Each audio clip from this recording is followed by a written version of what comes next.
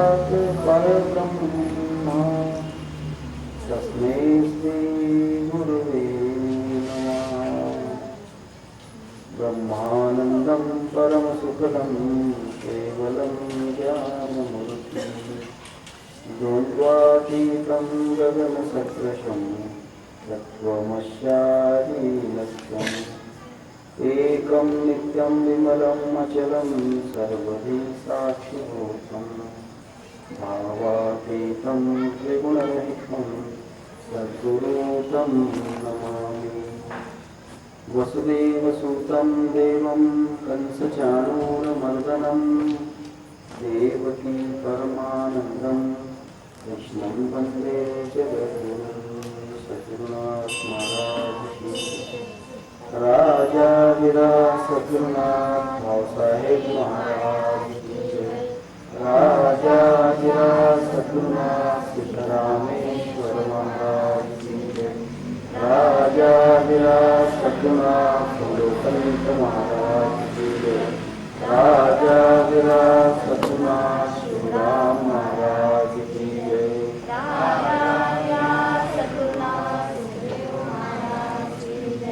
जय जय वीर समर्थ श्री गुरुदेव दत्त। अभ्यस्ते हि सकले सुदीर्घं नीलिर्व्याधि प्रदेर्दुष्करेः प्राणायां चतैरनेककरणैर् दुःखात्मकैर्दुर्जेः यस्मिन्नभ्युदिते विनश्यति बलिवायुः स्वयं तत्क्षणात् प्राप्तुं तत्सहजं स्वभावं नीशं सेवत्वम् एकं गुरुम्।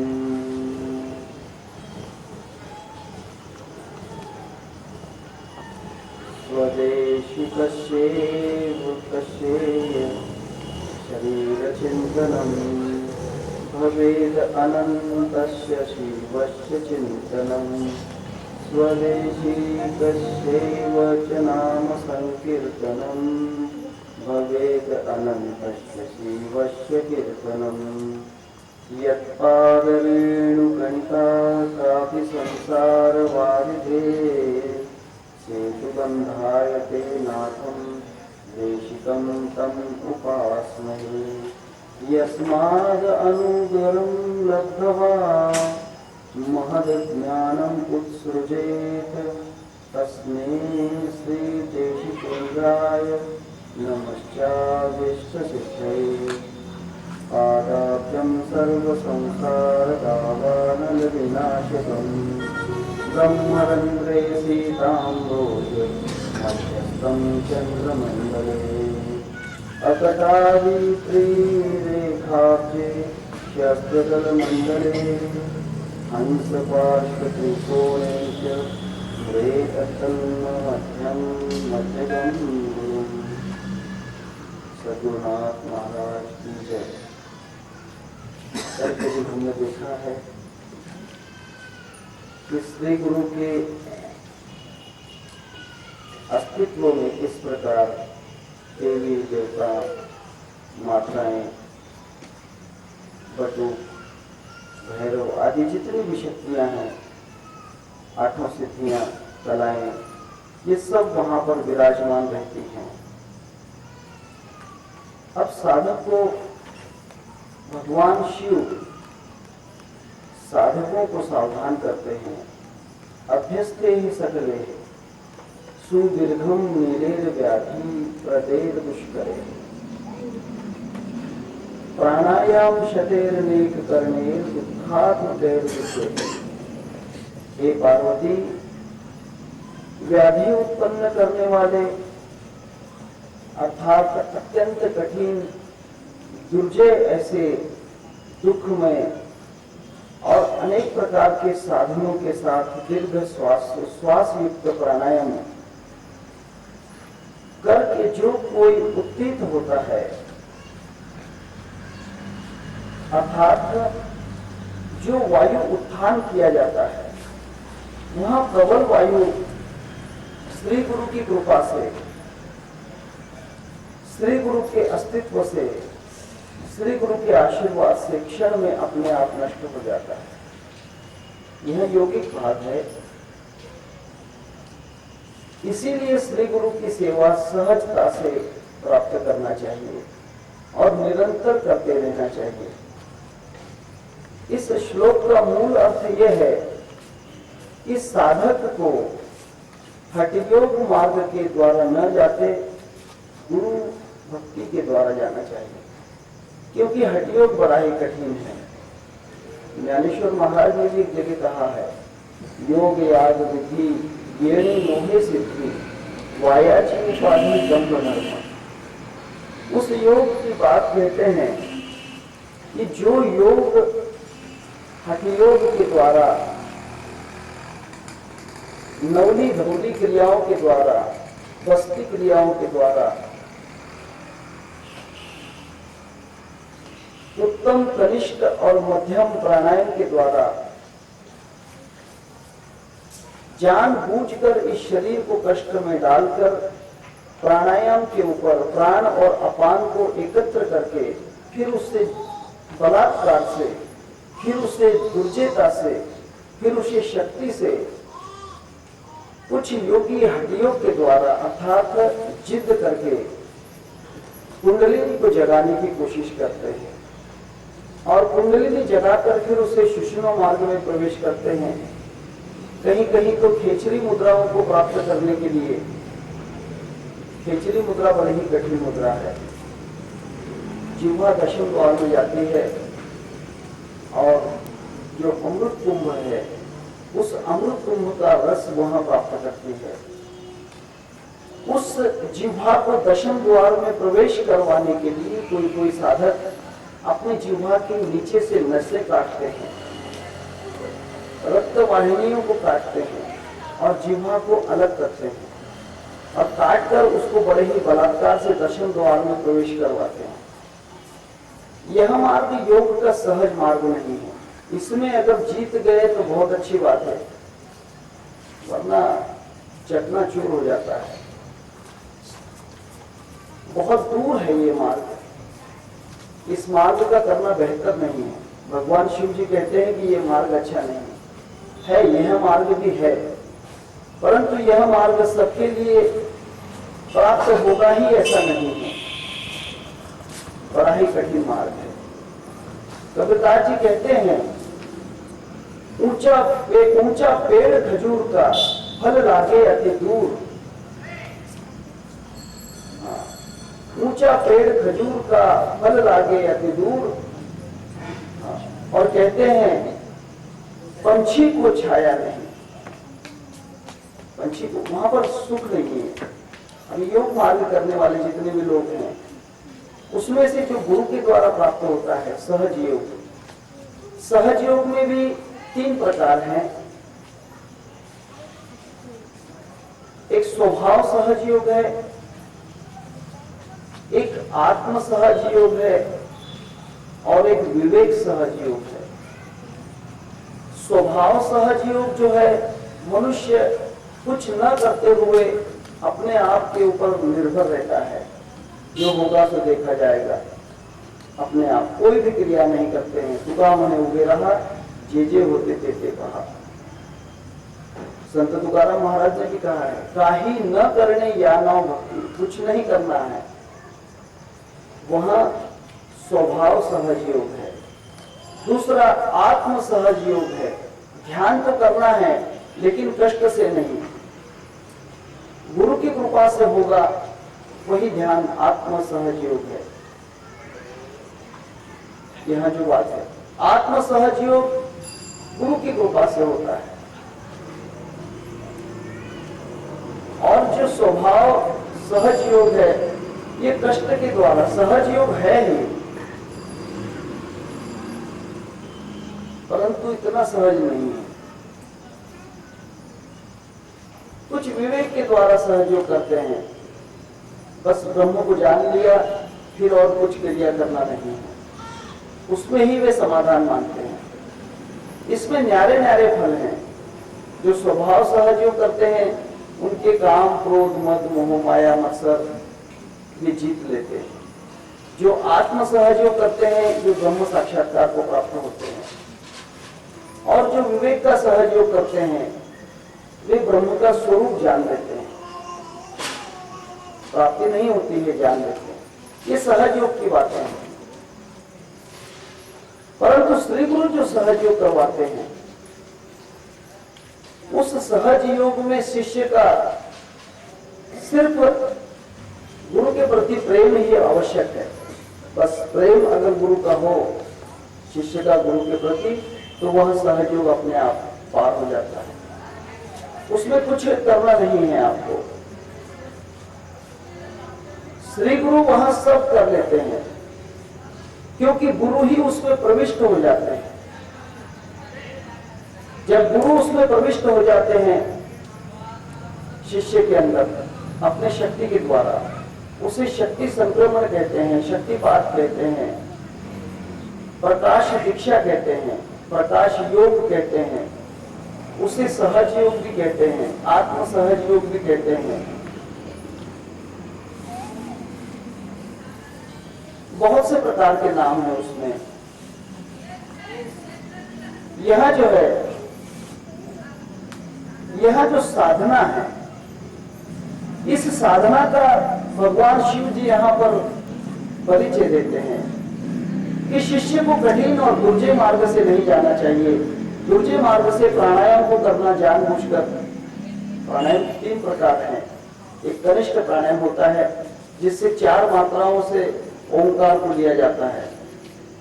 ओम का जाप 4 मात्राओं में किया जाता है, और 4 चौक 16, उसकी 54 मात्राओं में ओंकार को अंदर रोका जाता है कुंभक में, और 4 गुना 8 डबल मात्रा के अंदर प्राण छोड़ा जाता है रेचक में। ये कनिष्ठ प्राणायाम है, 4 मात्रा से जो शुरू होता है।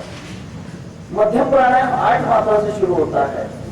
8 बार ओम बोलते हुए सांस अंदर लेना है, और 8 चौक 32 बार ओम बोलते हुए सांस को अंदर रोक कर रखना है, और 8 गुना 16 बार ओंकार को बोलते हुए सांस बाहर छोड़ना है। बड़ा ही कठिन काम है। और उत्तम प्राणायाम में 16 मात्रा से, अर्थात 16 बार ओम बोलते हुए सांस अंदर लेना है, 16 चौक 64 बार ओंकार बोलते हुए सांस को अंदर रोक कर रखना है, और 16 गुना 32 मात्रा से सांस को छोड़ना है। ये दुर्जय प्राणायाम है, बहुत कठिन है।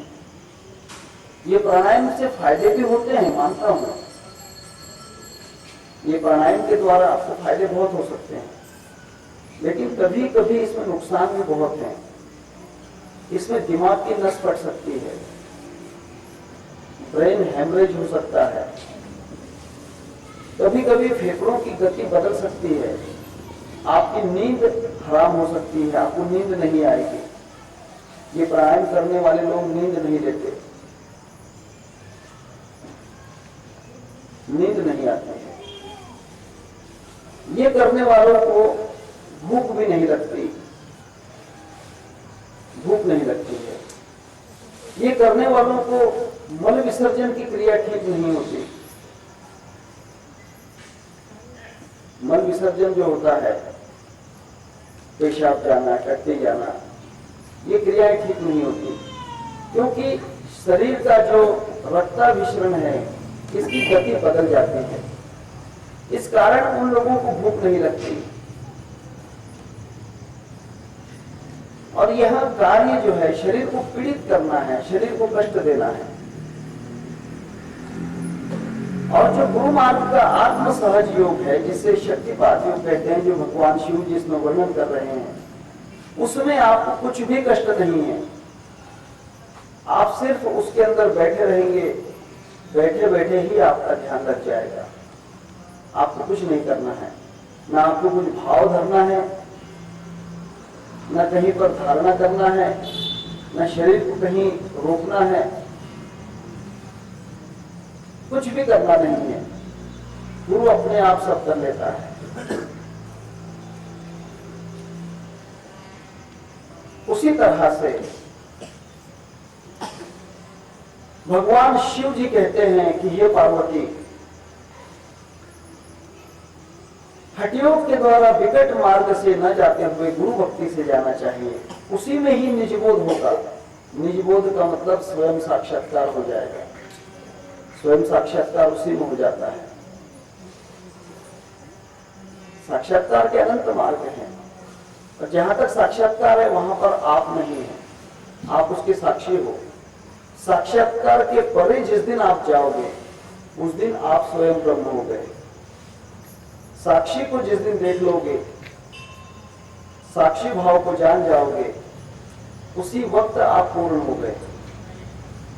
इसीलिए एक बार एक गुरु के पास में एक शिष्य गया,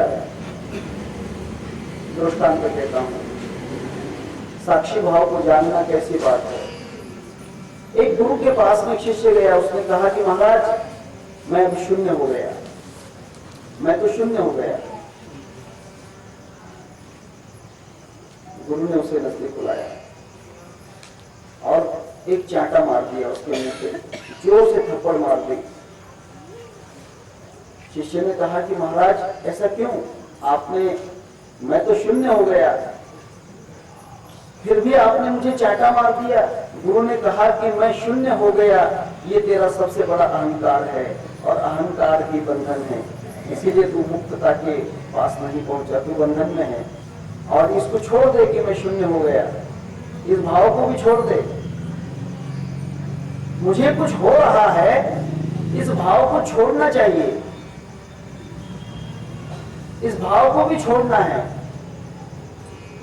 जो भी हो रहा है उसको समझते रहो, देखते रहो, उसमें प्रवेश नहीं करना है, उसके विषय में सोचना नहीं है। अब मैं आपको सावधान करता हूं, योग साधना की बात है।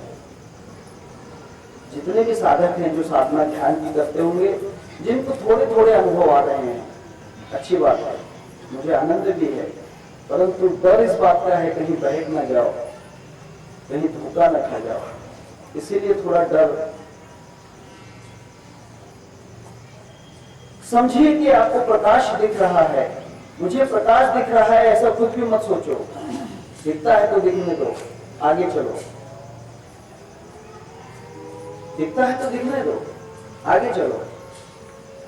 मुझे सुगंध आ रही है, अच्छी बात है, बहुत अच्छी बात है, गुरु की कृपा हो रही है। मुझे सुगंध आ रही है, ऐसा सोचो भी मत कि मुझे सुगंध आ रही है। आ रही है तो आ रही है, उससे कुछ लेना नहीं है, लेना भी नहीं है और देना भी नहीं है। कुछ लेना न देना, मगन रहना, कुछ लेना न देना, मगन रहना। ये तो बीच के स्टेशन है। अनहद नाद सुनाई दे दे, मुझे अनहद नाद सुनाई दे रही है, उसका विचार मत कीजिए। विचार किए कि आप वहीं रुक गए, जहां विचार करोगे वहीं रुक जाओगे। इसीलिए आगे चलना है। कबीरदास बड़ा अच्छा कहते हैं, हमको वो परम देश में जाना, हम यहां नहीं रुकेंगे। हमको तो यहां नहीं रुकना है, हम तो इतनी दूर जाना चाहते हैं। हमको वो परम देश में जाना जहां नहीं चंदा, जहां नहीं सूरज, जहां नहीं रजनीवाना, जहां चंदा नहीं है, अर्थात जहां पिंगला नारी नहीं है, पिंगला नारी का अनुभव नहीं है। अभी नारियों का अनुभव आपको नहीं आया, नारियों का अनुभव भी आता है। आपकी सब नाड़ियां आपको दिखने लग जाएंगे, वहां भी एक ध्यान की साधना है। आपकी 72,000 नाड़ियां आप खुद देख सकते हो। अपने देह में पंचकोश हैं, वे आप देख सकते हो। अपने देह के अंदर का जो हृदय है उसे देख सकते हो। अपने लीवर, किडनी खुद देख सकते हो। पूरे शरीर को एक्सरे के जैसे आप देख सकते हो। साधना है। कबीरदास कहते हैं कि मुझे चंदा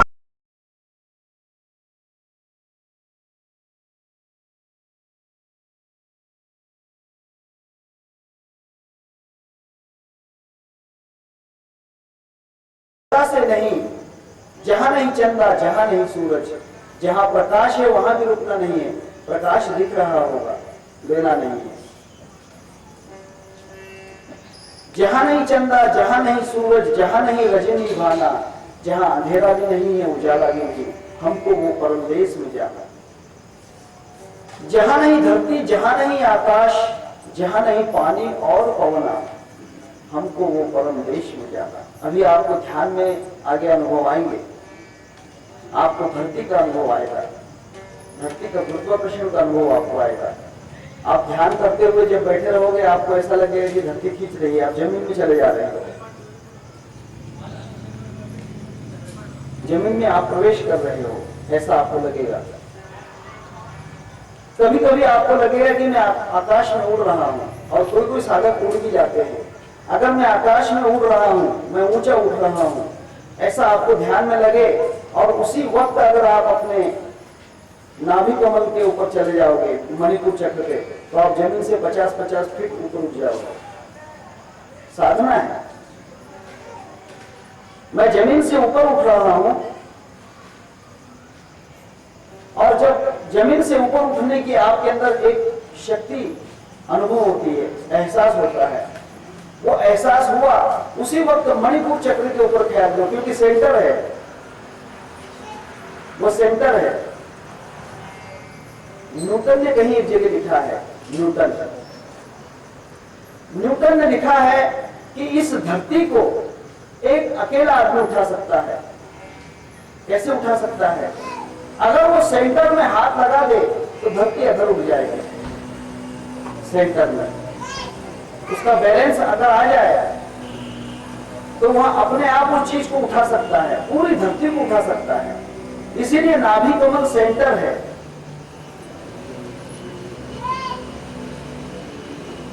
अभी आपको पुरुषों को अनुभव नहीं आएगा, महिलाओं को इसका अनुभव आ सकता है।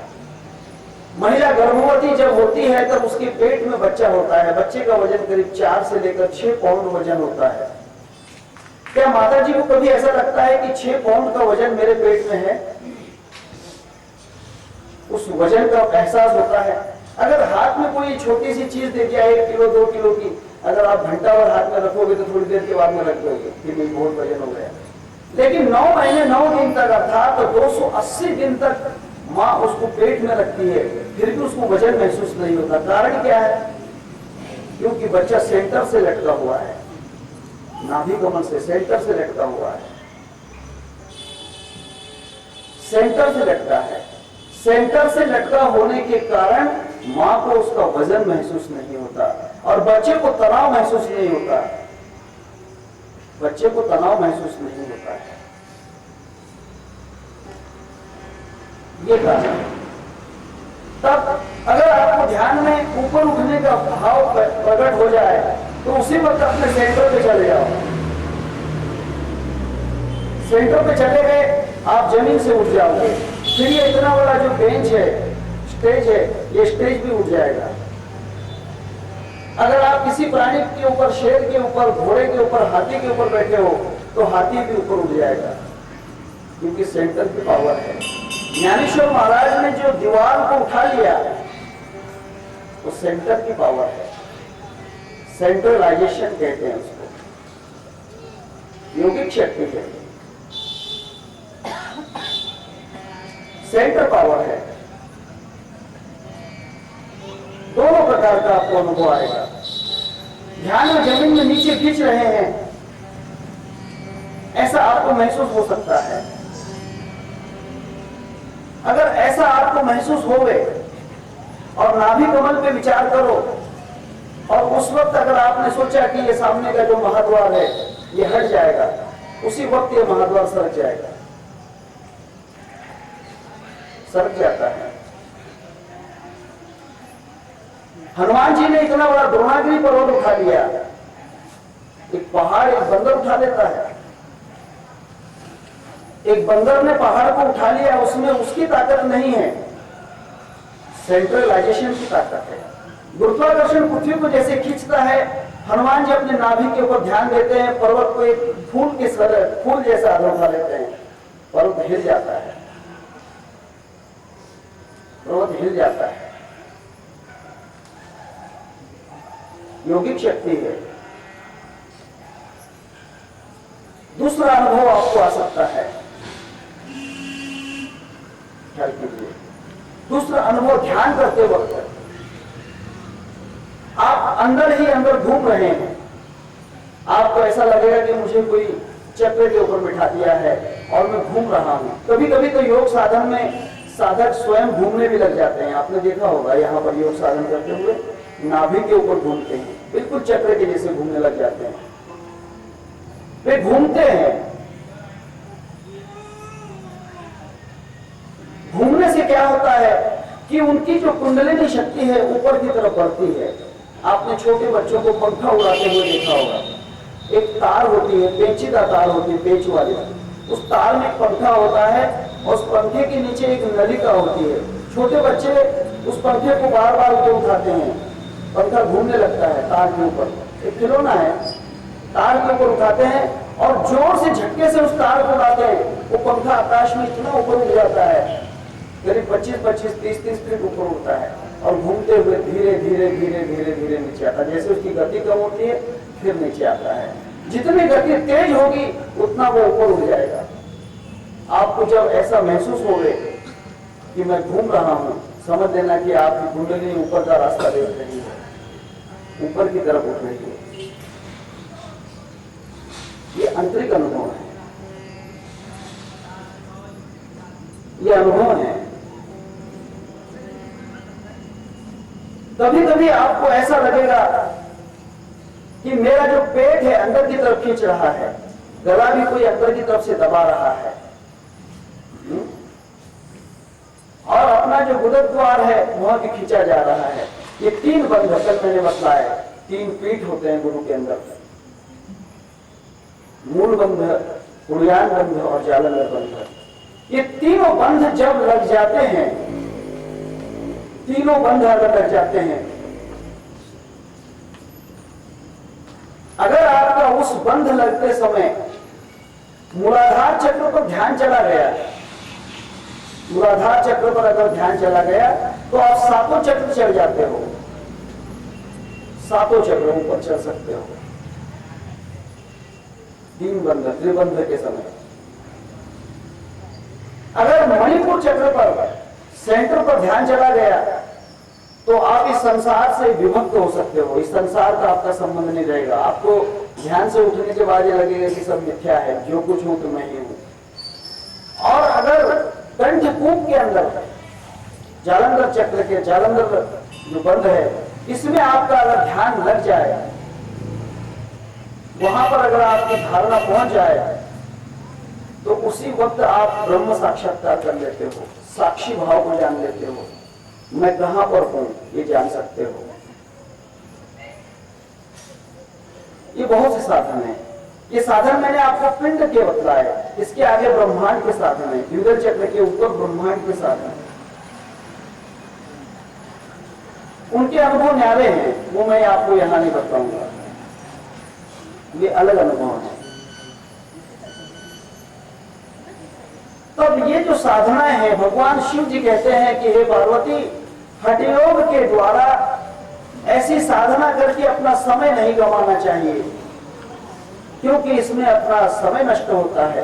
कभी कभी साधन भी नष्ट हो सकता है, इसीलिए गुरु की कृपा के द्वारा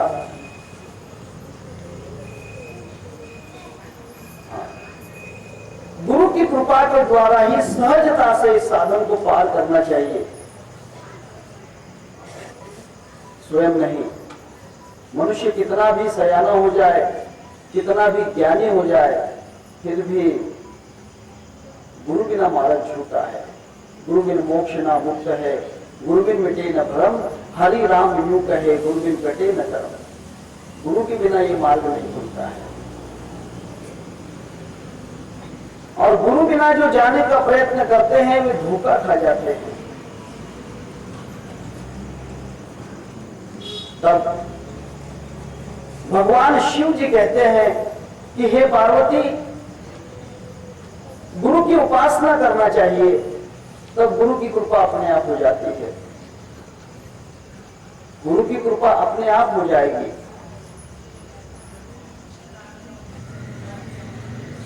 उस कृपा को ढूंढना नहीं पड़ता है। फूलों की तरफ जाओगे तो सुगंध को मांगना नहीं पड़ता, फूल तो सुगंध बिखेर ही रहे हैं। फूलों से सुगंध मांगना नहीं कि मैं आ गया हूं, मुझे थोड़ी सुगंध दे दो, नहीं। वे फूल अपने आप सुगंध आपको दे देंगे, अगर आपका लक्ष्य फूलों की तरफ होगा। फूलों की तरफ आपका लक्ष्य होगा, आपको वहीं से सुगंध अपने आप बिना मांगे मिल जाएगी। गुरु से कृपा मांगना नहीं पड़ती है, हो जाती है।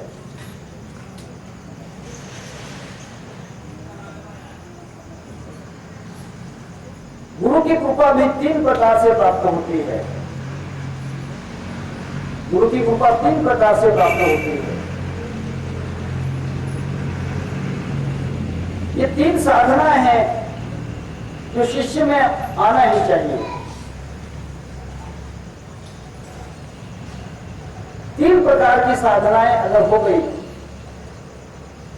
तो इस प्रकार अपने आप गुरु की कृपा हो जाती है।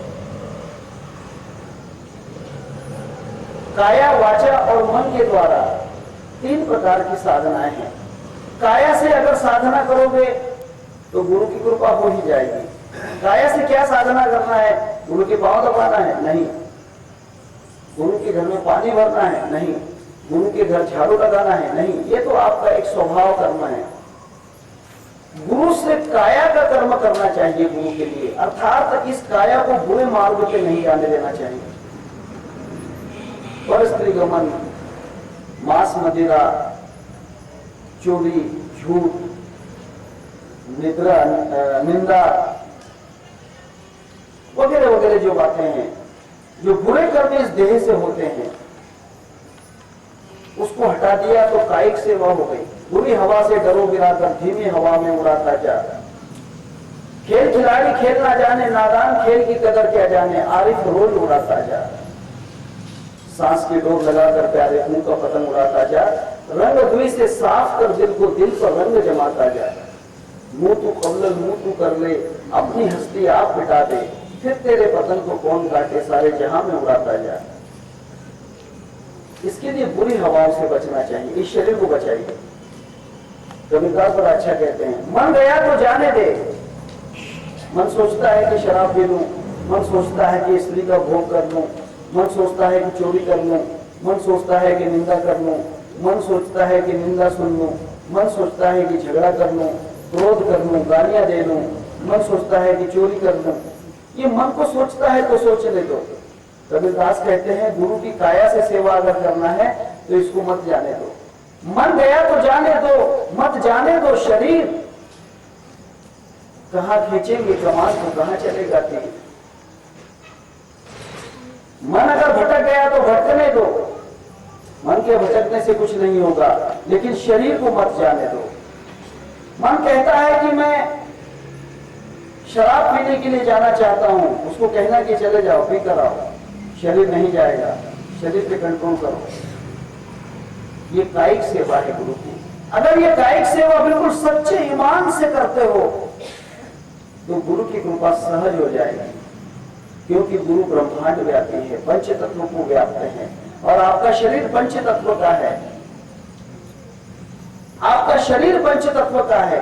जिस दिन ये शरीर पंच तत्व का शुद्ध हो जाता है, इससे सच्ची साधना हो जाती है, सच्ची उपासना हो जाती है, गुरु की सच्ची सेवा हो जाती है, उस वक्त आपके शरीर में जो वायु तत्व है, उस वायु तत्व को गुरु के द्वारा निकलने वाले सांसों की वायु जो है, उस वायु का संक्रमण होकर आप वायु के द्वारा शुद्ध हो जाते हैं। आपके अंदर पृथ्वी तत्व है, गुरु का स्पर्श इस पृथ्वी को होता है और इस पृथ्वी का स्पर्श आपको हो रहा है। इस पृथ्वी के स्पर्श के द्वारा आपका शरीर अगर शुद्ध है कर्म के द्वारा, तो आप पर गुरु की कृपा हो जाती है। आकाश तत्व है, गुरु के अंदर चिदाकाश है, उस चिदाकाश के अंदर आत्म स्वरूप का दर्शन हो रहा है। अगर आपका चिदाकाश शुद्ध हो गया है, वहां कोई बुरे भावना नहीं, कोई बुरे विचार नहीं चित्त में, तो ये आकाश तत्व के द्वारा विलीन होकर गुरु आपके चिदाकाश के अंदर प्रवेश कर लेते हैं, साक्षात्कार हो जाता है। गुरु अग्नि तत्व है, गुरु प्रकाश है, रूप अंधकार रूप प्रकाश। अगर आपका शरीर पवित्र है तो गुरु प्रकाश के द्वारा गुरु की आंखों से जो किरण निकलते हैं, ऊर्जा निकलती है, इस प्रकाश के अंदर विलीन होती है। और अगर आप आंखें खोलोगे तो आपकी आंखों के द्वारा वो ऊर्जा अंदर प्रवेश कर जाती है। गुरु जल तत्व है, जल तत्व के द्वारा, इस जल तत्व के द्वारा जहां कहीं से भी जल तत्व आप ग्रहण करोगे, उसका संबंध आपसे होते ही आप पवित्र हो जाओगे। अगर काया से गुरु की सेवा करोगे, काया से बुरे कर्म नहीं करोगे, तो वाचा के द्वारा भी गुरु की कृपा हो जाती है। इस वाचा को अगर शुद्ध कर लोगे, एक बहुत अच्छा लिखा है, ईसाराम जी का बहुत अच्छा पद है, उस पद का दो पद मैं आपको कहता हूं। ईसाराम जी कहते हैं कि भाई सब कुछ है, सब कुछ है तन कलभूत में, जो इसको शुद्ध करे है, जो इसको शुद्ध करे है। इस शरीर में सब कुछ है, अगर इसको शुद्ध करोगे सब प्राप्त हो सकता है। दूसरी जगह कहते हैं, कबीरदास ही कहते हैं, जल भरा किले पर ताल, महल के बस्तर डालो धोए। इसको साफ करो, सफा कर हिजरे दिल को, दुई की धूल को लेकर मुसल्ले पर उड़ाता जा। वाचा को शुद्ध करो। वाचा शुद्ध कब होती है? जब वाचा अस्वाभाविक शब्दों का इस्तेमाल करती है, अस्वाभाविक शब्दों का उच्चारण करती रहती है, दिन भर बड़बड़ करते रहना, कोई काम नहीं।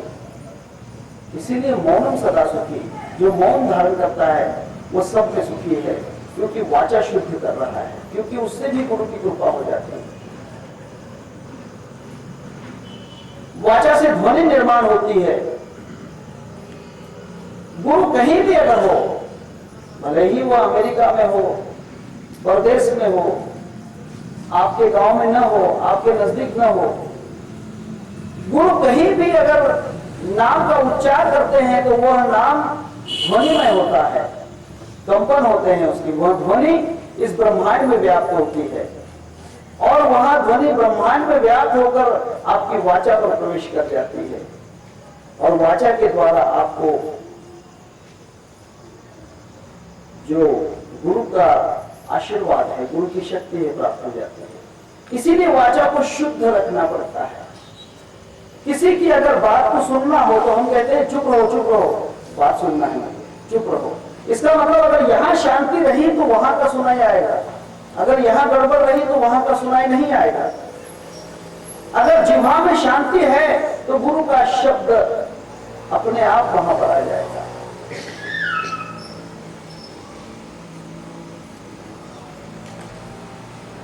अपने आप आ जाएगा, गुरु का शब्द वहां पर प्राप्त हो जाएगा। इसीलिए वाचिक गुरु की सेवा करना चाहिए।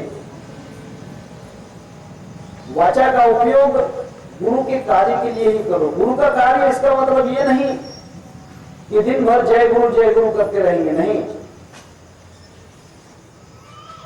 गुरु के लिए ही जो उच्चारण आवश्यक है उतना ही उच्चार कीजिए, उतना ही उच्चार करना है और उच्चार नहीं करना है।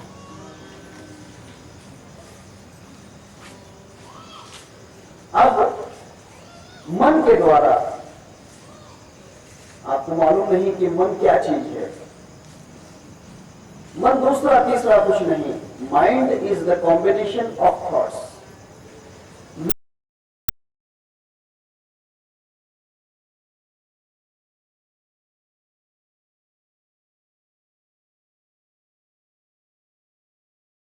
विचारों का संग्रह मन है, विचारों का संग्रह मन है। रेडियो क्या है? आप जो रेडियो सुनते हो, क्या है रेडियो? रेडियो ध्वनियों का संग्रह है। ध्वनियां प्रक्षेपित होती हैं, सिलोन से हो रही है, विविध भारती से हो रही है, ऑल इंडिया से हो रही है, पाकिस्तान से हो रही है और अलग अलग देशों से ध्वनियां प्रसारित हो रही हैं। वे सब ध्वनियां इस ब्रह्मांड में चल रही हैं। उसमें किसी भी एक ध्वनि के ऊपर अगर लक्ष्य लगा दिया, रेडियो का अगर बैंड वहां पर स्थिर कर दिया तो एक ध्वनि सुनाई आएगी। सिलोन पे अगर स्थिर कर दिया तो सिलोन के ही आपको गाने वगैरह सुनाई मिलेंगे। विविध भारती पे अगर कर दिया तो विविध भारती के ही। ऐसा मन जो है तो विचारों का संग्रह है। उस मन को एक ही विचार में अगर स्थिर कर दिया तो फिर और दूसरा कुछ भी नहीं आएगा। अपने आप गुरु की सेवा हो जाएगी, अपने आप वहां पर साधन हो जाएगी। ये तीन प्रकार से गुरु कृपा करते हैं। बाकी फिर अन्य कोई आप कुछ भी करते होंगे, परंतु तीन साधनाएं मुख्य हैं, काया, वाचा और मन। इस तीन साधनाओं के द्वारा आप गुरु की कृपा सहज घर बैठे प्राप्त कर सकते हो। आप कहीं भी रहो, साधना प्राप्त हो जाएगी, साधना प्राप्त हो जाएगी। एक गुरु थे, उस गुरु के पास एक व्यक्ति गया जो चोर था, शराबी था, परस्त्री गमन करने वाला था, जुआरी भी था, झूठ बोलता था, झगड़े करता था, सब प्रकार के बुरे कर्म। उसने कहा कि महाराज मैं आपका अनुग्रहित होना चाहता हूं, मैं आपका शिष्य होना चाहता हूं, कृपा करके मुझे दीक्षांत प्रदेगी, दीक्षांत प्रदेगी, मुझे दीक्षा दीजिए। गुरु ने कहा कि ठीक है। गुरु ने कहा कि ठीक है, मैं तुझे दीक्षा दे रहा हूं, परंतु दीक्षा देकर भी तुझे उस दिन मिलेगी जिस दिन तू पूरा शुद्ध हो जाएगा, जिस दिन तू शुद्ध हो जाएगा। मैं नहीं करूंगा शुद्ध, तुझे रंग उस दिन लगेगा जब तू शुद्ध हो जाएगा। मेरा दिया हुआ जो रंग है ये उसी दिन लगेगा। घिसाराम बड़ा अच्छा कहते हैं, जगत जंजाल को त्याग कर कर सतगुरु का संग, दिल के अवगुण दूर कर तब लागे कुछ रंग। उसी दिन रंग लगेगा जब तेरे अंदर के सब रंग निकल जाएंगे।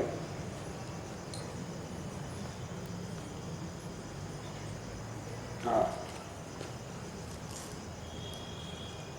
मेरे ख्याल से शंकर दास का बड़ा अच्छा पद है, दिल रंगा नहीं हरि रंग में, क्या मजा तेरे रंगने में, क्या मजा तेरे रंगने में। और रंगों में रंग कर क्या मजा है? हरि रंग में तो रंगा ही नहीं, जिस रंग में रंगना चाहिए उसमें तो रंगा ही नहीं, तो सब रंग फीके हैं उसके आगे। इसीलिए पहले सफाई हो जाए, अपने आप वहां कृपा, अपने आप गुरु का प्रसाद चला आता है। गुरु ने कहा कि जिस दिन तू शुद्ध हो जाएगा, समझ लेना कि उस दिन तुझे फल प्राप्त हो गया। उसने कहा कि स्वामी जी वो कैसे? उसने कहा कि मुझे सिर्फ वचन दे दो, इन सब कर्मों में से तू कौन सा कर्म छोड़ना चाहता है गुरु के लिए? क्या छोड़ना चाहता है। उसने सोचा चोरी छोड़ दूंगा तो पैसा कहां से मिलेगा, पत्ता छोड़ दूंगा तो कमाई नहीं होगी, पर स्त्री छोड़ दूंगा तो फिर स्त्री तो है ही नहीं,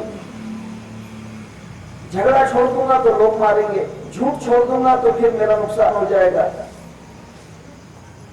क्या करूं क्या करूं। फिर उसने सोचा कि मेरे फायदे में तो एक ही बात है, चोरी से पैसा कमा लूंगा, पत्ते से पैसा कमा लूंगा, स्त्री के पास जा सकता हूँ, शराब पी सकता हूँ। उसने कहा कि महाराज एक काम करता हूँ, झूठ मेरे कुछ काम का नहीं है, क्योंकि मुझे तो बात करना ही नहीं पड़ता है, मैं झूठ नहीं बोलूंगा। उसने कहा कि ठीक है, वचन वचन, झूठ नहीं बोला। राजा के यहां पर चोरी किया। गुरु ने उसे कहा था कि तेरे हाथ से यहां पर एक आम की गुठली लगा कर जाओ, एक पेड़ लगा के जाना है, आम की गुठली।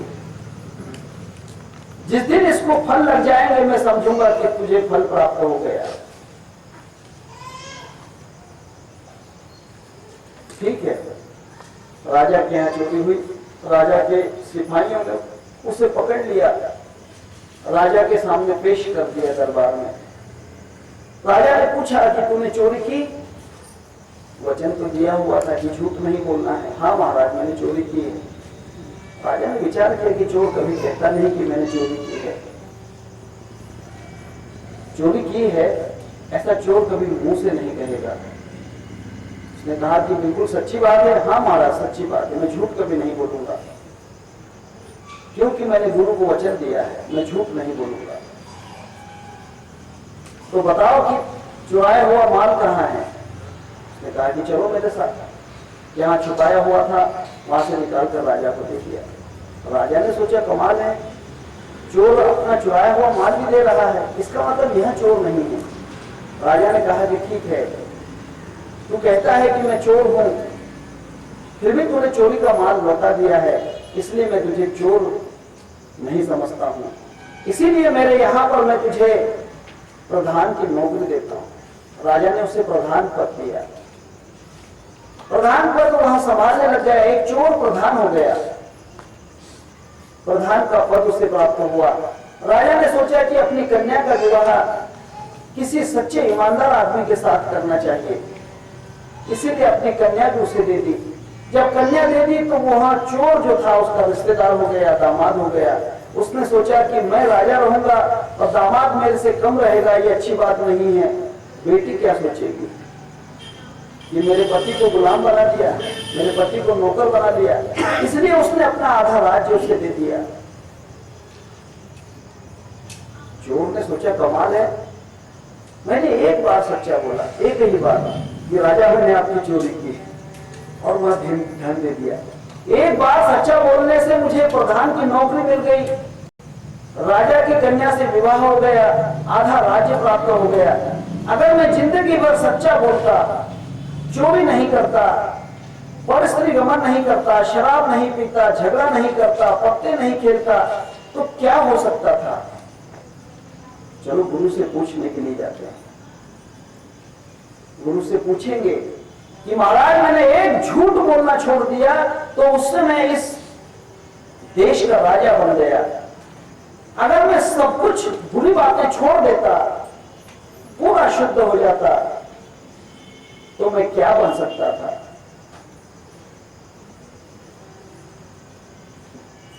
गुरु के पास गए। गुरु तो रास्ता ही देख रहे थे, क्योंकि उस छोटे से पौधे में आम लग चुके थे। जो पेड़ लगाया हुआ था छोटा सा पौधा, उसमें आम लग चुके थे। उसने कहा कि जरूर मेरा शिष्य जरूर आएगा। समझ लेना कि जिस दिन शिष्य शुद्ध हो गया है वह गुरु को ढूंढता रहता है। ये शिष्य की पहचान है,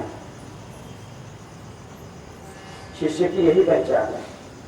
अगर शिष्य पूरा तन से, मन से, वचन से, कर्म से शुद्ध हो गया तो वह गुरु के बिना नहीं रह सकता है, गुरु को ढूंढता ही रहता है,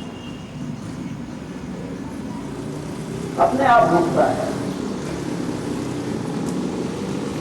अगर कोई मनुष्य पुण्यवान हो गया तो देवता उसको ढूंढते रहते हैं, देवता उसके लिए रास्ता काटते हैं, ढूंढते रहते हैं। ऋषि मुनि साधु सिद्ध आपको ढूंढते रहते हैं। अभी आपको ये मालूम नहीं है, ओंकार का जाप 2 लहर चक्र में कीजिए, आंखें बंद कीजिए, आंखें बंद करके ओंकार की ध्वनि गोल्हाट चक्र में सुनो।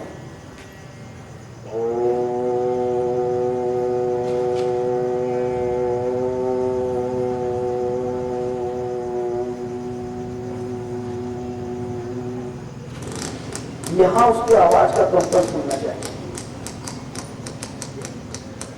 हद हो गई 4-6 महीने के अंदर आपको ऋषियों के, मुनियों के, साधुओं के दर्शन होना शुरू हो जाएंगे, आपके नजदीक आने लग जाएगा।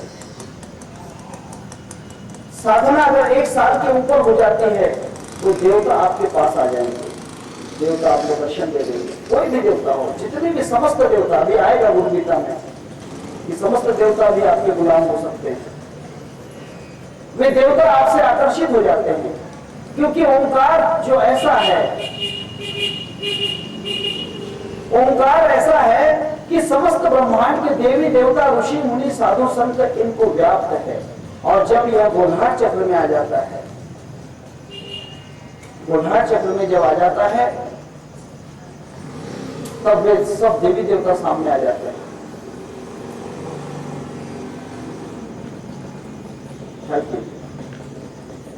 जाप अगर सामने होता है, ओठों पर अगर जाप होता है, कंठ में जाप होता है, तो देवता लोग पीछे रहते हैं, दिखाई नहीं देंगे। जाप अगर पीछे होता है तो सामने दिखाई देंगे। एक दृष्टांत का ख्याल में कीजिए, आपके सामने आईना है, आईना है। अगर आईने में आप अपना मुंह देख रहे हो और आपके सामने अगर कोई आईने का मुंह, आईने का मुंह आपके सामने है, तो सामने वाले व्यक्ति आपको आईने में नहीं दिखेगी, लेकिन पीछे की तरफ अगर लक्ष्य हो तो पीछे के सब लोग सामने दिखते हैं। उल्टा है आईना, उल्टी दिशा है। पीछे की तरफ उसका ओंकार का ध्वनि करो, देवी देवताओं के, सबके समस्त देवताओं के दर्शन हो जाते हैं। इतना ही नहीं, जब उनको आवाज दोगे ये चले आते हैं। लेकिन बेफजूल नहीं, देवताओं को बेफजूल नहीं, साधु संतों को बेफजूल नहीं बुलाना चाहिए। कभी कभी देवता प्रसन्न भी हो जाए तो उनको अपने गुलाम मत बनाओ। नहीं तो कोई साधक कहते हैं कि हनुमान जी प्रसन्न हो गए, फिर ये करवा लेंगे, वो करवा लेंगे, राम प्रसन्न हो गए, ये करवा लेंगे, वो करवा लेंगे। ये साधक का कर्तव्य नहीं। गुरु ने कहा कि मेरा शिष्य शुद्ध हो गया है, ये पौधे में आम लग चुके हैं, वो जरूर मुझे ढूंढता हुआ आएगा। प्रातः काल सुबह ही राजा तो था ही, पूरी सेना के साथ गुरु के दर्शन में आए, पूरी अपनी फौज लेकर गुरु के पास कि महाराज सब कुछ तुम्हारे चरणों में है, अब एक शंका रह गई है और कुछ नहीं। आपके वचन से तो मुझे सब कुछ मिल गया, अब एक शंका है, मुझे यह बतलाइए, मैंने झूठ बोल दिया तो मुझे इस दुनिया का राज मिल गया, अगर मैं सब कुछ छोड़ देता, झूठ के अलावा क्रोध करना छोड़ देता, चोरी छोड़ देता, वेश्या छोड़ देता, शराब छोड़ देता, मांस मछली छोड़ देता, तो मुझे और क्या प्राप्त हो सकता था? उसने कहा कि महाराज, राजाओं का भी राज तुझे प्राप्त हो जाता, राजा भी तेरे चरणों में झुक सकते थे। हे राजा, आज तू मेरे चरणों में झुका हुआ है, क्यों? क्योंकि तुझसे बड़ा राज मुझे मिला है, मैं महाराज हूं, राजा का भी महाराज मेरे पास है, इसीलिए तू महाराज हो सकता था। ये शुद्ध हो चुके इसलिए महाराज है, ये शुद्ध हो चुके इसलिए महाराज है।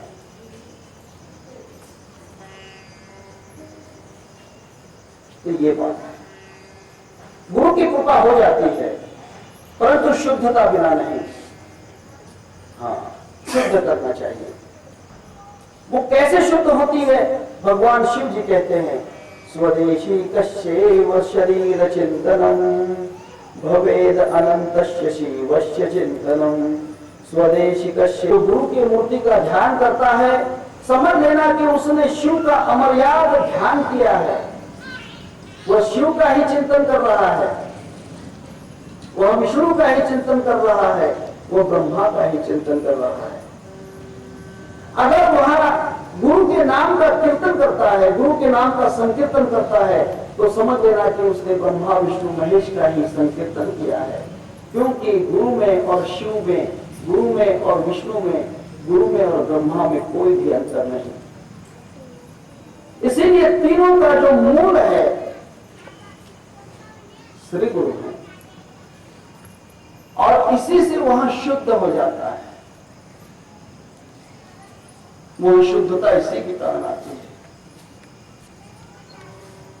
पवित्रता यही है। गुरु गोविंद दोनों ठाड़े किनकी लागू में पाए, बलिहारी गुरुदेवन की जिन गोविंद देव बतलाए। क्योंकि भगवान से तो बढ़कर गुरु हैं जिन्होंने भगवान का रास्ता बतलाया। भगवान का रास्ता जिसने बतलाया वो भगवान से भी विशेष है, भगवान से भी बड़ा है। आप गुरु चरित्र का पारायण करते हैं, कर चुके हैं। गुरु चरित्र में एक कथा है, वेद धर्मा नाम के गुरु थे, उनके शिष्य संदीप। 1400 शिष्यों में से कोई शिष्य गुरु के साथ जाने को तैयार नहीं। महाराज को पूर्व कर्म संचित कर्म के द्वारा महारोग का संक्रमण होने वाला था। गुरु ने कहा कि मेरी सेवा के लिए कौन कौन आना चाहता है। एक ने कहा महाराज अभी तो धंधा ही नहीं, महाराज अभी तो बच्चे बड़े ही नहीं हुए, अभी तो समय ही नहीं आया, अभी तो कर्ज लिया है वही मुक्त नहीं हुआ। गुरु ने कहा कि ठीक है, 13,999 शिष्य चले गए, एक बचा। संदीप नाम का शिष्य था, छोटा सा 12 वर्ष का बालक। हे गुरुदेव, मैं आपके आश्रम आना चाहता हूं। उसने कहा कि बेटा तू बालक है, तू गुरु की सेवा कैसे कर पाएगा। उसने कहा कि नन्हे नन्हे हाथों से छोटी छोटी सेवाएं कर लूंगा, बड़ी सेवा तो नहीं होगी लेकिन छोटी छोटी सेवाएं करने का मौका दे दो। गुरु ने कहा कि ठीक है, जो तन मन से आना चाहता है गुरु उसको अधिकार देते हैं। ठीक है, आइए। काशी में गए, महाराज को संचित फल के अनुसार वहां रोग का प्रादुर्भाव हुआ। 12 वर्ष तक गुरु की सेवा की। मैं कथा जल्दी जल्दी कह रहा हूं। 12 वर्ष तक सेवा करने के बाद काशी विश्वनाथ का मंदिर हिलने लग गया, काशी विश्वनाथ का पूरा भूमंडल हिलने लग गया। पार्वती जी ने पूछा कि हे शिव जी, क्या बात है, कहीं प्रलय तो नहीं आ रहा है। शिव ने कहा कि प्रलय नहीं, कोई तो भी गुरु भक्त है जो शिव से भी बढ़कर है, भगवान शिव के भी ऊपर जिसका वजन ज्यादा हो चुका है, शिव से भी ज्यादा वजन है। तू गीता बोलने से ब्रह्म तुकासी आले, मनोनी रामेश्वरी चरणी मस्तक थे। तुकाराम महाराज का वजन ब्रह्मा से ज्यादा था। ब्रह्मा जी को तराजू में तोला तब उससे ज्यादा वजन ब्रह्मा जी का था। तो कोई तो भी गुरु भक्त है जिसका वजन शिव से ज्यादा है। चलो दर्शन करते हैं। शिव जी आए, शिव जी को पहचाना नहीं। अपनी पहचान बताने के लिए शिव जी ने विष्णु को बुलाया, विष्णु को पहचाना नहीं। उसने अपनी पहचान बताने के लिए ब्रह्मा को बुलाया। ब्रह्मा विष्णु महेश तीनों को मैं पहचानता नहीं हूं। फिर कहा कि भाई तुम्हें पहचान चाहिए तो तुम्हारे गुरु से पूछ लो। गुरु के पास गए, कुटिया में महाराज बैठे हुए थे। महाराज को कहा कि गुरुवर्य, महाराज ये तीनों कहते हैं कि हम ब्रह्मा विष्णु महेश हैं, क्या ये ब्रह्मा विष्णु महेश है? गुरु तो पहले ही जानते थे, क्योंकि गुरु सेवा से तो देवादिक सब आकर्षित होते हैं। उसने कहा कि हे पुत्र संदीप, ये तीनों ब्रह्मा विष्णु महेश हैं, इसमें कोई शक नहीं। गुरु ने कहा तीनों भी देवता हैं। संदीप ने अपने गुरु के चरण छू लिए। देवताओं ने पूछा कि भाई हम देवता हैं, हमारे चरण, उसके पहले गुरु के चरण। उन्होंने कहा कि महाराज आप मुझे प्रसन्न क्यों हुए? हे देवताओं, प्रसन्न क्यों हुए? आपकी गुरु सेवा से, जिस गुरु की सेवा से मुझे आप प्रसन्न होते हैं, तो आप बड़े हैं या मेरे गुरु बड़े हैं? ब्रह्मा विष्णु महेश ने कहा कि सच है, गुरु ही बड़े हैं। ब्रह्मा विष्णु महेश ने कहा कि हे संदीप, हम प्रसन्न हुए तेरी गुरु भक्ति से, तेरी शुद्धता से, तेरी सेवा से हम प्रसन्न हुए, और हम तुम्हें यहां वरदान देते हैं। देवताओं ने वरदान संदीप है वह कल कुछ दिनों के बाद सांदीपनी ऋषि होगा। सांदीपनी ऋषि होगा और उस सांदीपनी ऋषि का शिष्य स्वयं जो महाविष्णु है अपने बंधु सहित उनका शिष्यत्व स्वीकार करेगा और उसका स्वीकार शिष्य है कृष्ण अवतार में भगवान कृष्ण और उनके ज्येष्ठ गुरुबंधु बलराम राव है। उज्जैन शहर में तपोवन है, गुरुकुल का आश्रम। उस गुरुकुल के आश्रम में सांदीपनी ऋषि रहते थे। वहां पर जाकर शिष्यत्व ग्रहण किया और वरदान प्राप्त किया। अभी भी उज्जैन में वह आश्रम है, सांदीपनी आश्रम। कहने का तात्पर्य यह है कि गुरु की सेवा से देवातीक भी आपके नतमस्तक हो सकते हैं। देवातीक भी आपको वंदन कर सकते हैं, नमन कर सकते हैं। इसीलिए गुरु सेवा सबसे बड़ी सेवा है। भगवान शिव जी स्वयं पार्वती जी को कहते हैं कि हे पार्वती, जो कोई गुरु का ध्यान करता है उसने शिव का ध्यान किया। जो गुरु के नाम संकीर्तन करता है उसने समझ लेना कि शिव का ही संकीर्तन किया। इतना ही नहीं, हे पार्वती, यहां जो श्री गुरु होते हैं, जिसने श्री गुरु को स्पर्श किया, स्पर्श भी 3 प्रकार के होते हैं। स्पर्श 3 प्रकार के। कायिक स्पर्श होता है, कायिक स्पर्श होता है, अपने शरीर से गुरु को स्पर्श करना, नतमस्तक होकर अपना मस्तक गुरु के चरणों में स्पर्शित करना कायिक स्पर्श है। वाचिक स्पर्श, वाचा से गुरु को